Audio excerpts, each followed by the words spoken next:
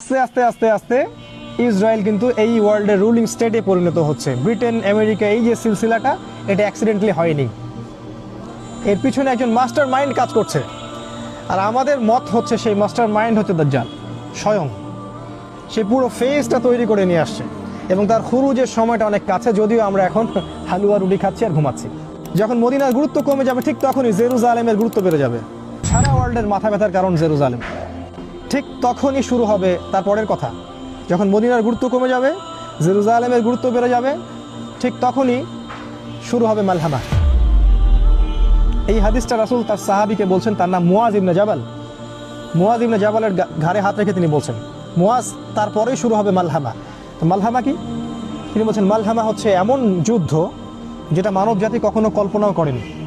যে যুদ্ধে প্রত্যেক 100 জন সৈন্যর মধ্যে 99টা সৈন্য মারা যাবে।